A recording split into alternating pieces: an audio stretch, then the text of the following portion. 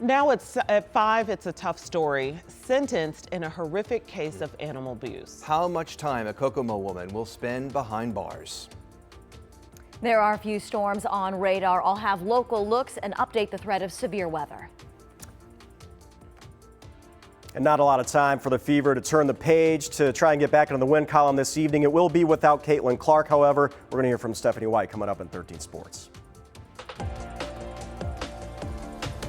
Good evening, it's 5 o'clock and we start with the weather tonight. We are tracking the impact that storms could have on central Indiana. So we have a look at where they are right now. If you take a look at your screens, Angela, when do we think they could get here? And then how severe are we talking? We don't think it's going to be a widespread severe event, Felicia and Dustin, which is good news. There have been a couple of warnings across parts of Illinois. I do want to show you the updated threat map from the Storm Prediction Center. This is a little different from this time yesterday. They have pushed that level 2 a little farther south and west. So that is good news for central Indiana, but we can't rule out downpours, lightning, and perhaps some strong winds. What you see on radar locally is still below severe limits. There's at least one cell that has prompted a severe thunderstorm warning.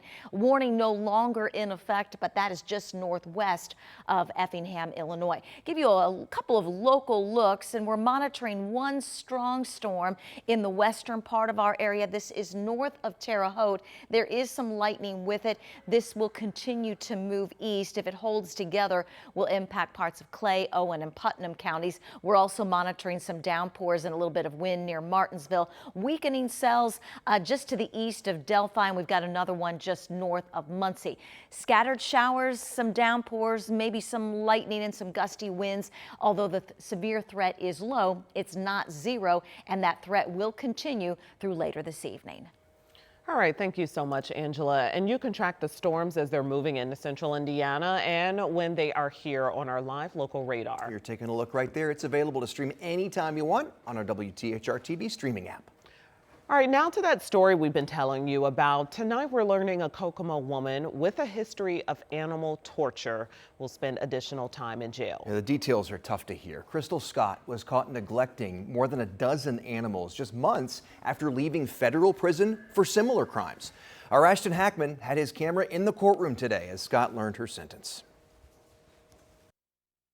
Crystal Scott's attorneys pointed to a troubled childhood as a possible explanation as to what happened, while prosecutors said that the actions were disturbing and that Crystal Scott ultimately needs to spend additional time in jail. 25-year-old Crystal Scott pleaded guilty in May to felony animal cruelty. Last June, Scott claimed lost pets as her own before police tracked down a rented U-Haul. Inside, officers found 10 dogs and 3 cats. All were considered severely dehydrated. They also found the skins of multiple animals. I think it's just important for the court to understand the impact that this has had on the community and that people care about these animals and are concerned about recidivism of Ms. Scott. Scott was already on federal probation after her 2021 conviction for creating animal crushing videos. She was banned from having any animals. In August, a judge sentenced her to 18 months in prison for violating that probation. Unfortunately, I think this case is a case that the media got a hold of and it kind of blew everything out of the water. Scott did not speak at her hearing. The judge had this to say. Behavior has to change, and my hope is through mental health treatment at the federal prison, as well as on federal probation, that we really work on this and get to the root of it, because you're young, you can still be a successful citizen, do the right thing and work and have a happy life, but you're going to have to change that. Scott is once again banned from having any animals. With this sentence, Crystal Scott has an additional 33 days to spend here at the Marion County Jail before she goes back to federal prison, where she has another 11 months to her sentence. In Indianapolis, Ashton Hackman, 13 News. All right, Ashton, thank you. After finishing her prison time, Scott will be on supervised release. Her attorney says she'll move back to Indiana to complete a 3-year volunteer program. Tonight, the Red Cross is helping a dozen people forced out of their homes by a fire at their apartment complex. Pike Township firefighters shared these pictures on social media of what they found when they arrived at the complex near 52nd in Georgetown. They said the fire was burning in a second-floor apartment around 4 o'clock this morning. And here's a closer look at the damage the fire caused in the daylight. 8 apartments in total were affected. Firefighters said one person suffered some minor injuries trying to put out the flames before they arrived. The cause of this fire is under investigation. Glad everybody will be okay. Today, the price tag is in for Governor Braun's gas tax suspension. Giving drivers that break at the pump the last 4 months is going to cost the state and local communities $533 million in lost revenue. Braun hit the pause button on that 7% sales tax back in April to soften the blow from soaring gas prices. He also suspended the excise tax in May. So since then, we've been saving about 61 cents a gallon. But in Indiana, that tax money pays for road work, and obviously that money hasn't been coming in.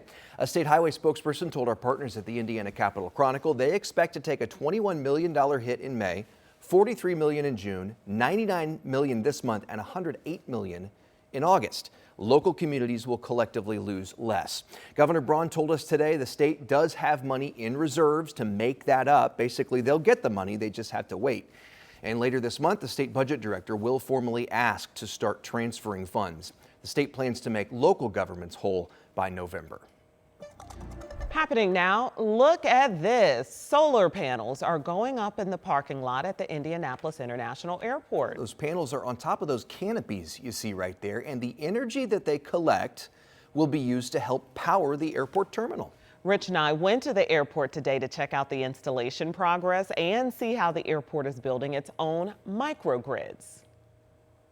I'm up on the 5th floor of the parking garage at the Indianapolis Airport.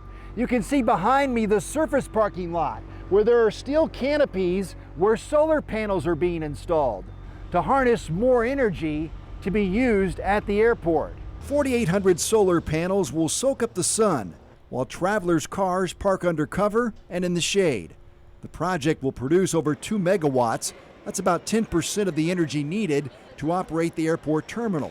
This energy will be gathered, stored in batteries, and used exclusively at the airport. Our ultimate goal is about being resilient. We want to provide public value back to the community, and by installing the microgrids, that is providing that value back. The Terminal Energy Resilience Project should be completed early next year, one of 3 solar projects underway at the airport. In Indianapolis, Rich Knight, 13 News. The airport also has solar energy projects on top of the parking garage and out in the airfield. The goal is to keep the airport operational with multiple energy sources during emergencies or power outages. If you need help with your summer utility bills, Duke Energy says it may be able to help. The company's put aside $350,000 for Hoosier customers. That money comes from the Summer Energy Assistance Credit Program. You just need to get in touch with your local energy assistance program to see if you qualify for that help. And if you're in need of some help with groceries, listen up, because the Indianapolis Office of Public Health and Safety is hosting another food distribution event tomorrow. This one is taking place at 10 o'clock tomorrow morning at the Marion County Public Health Department. It's located at 2502 Shelby Street, and like the distribution last night, it's first come, first served. Tonight, Hamilton County is reporting its first case of West Nile virus in a mosquito this season. That mosquito tested positive from Founders Park in Carmel. The department now plans to mosquito fog that whole area.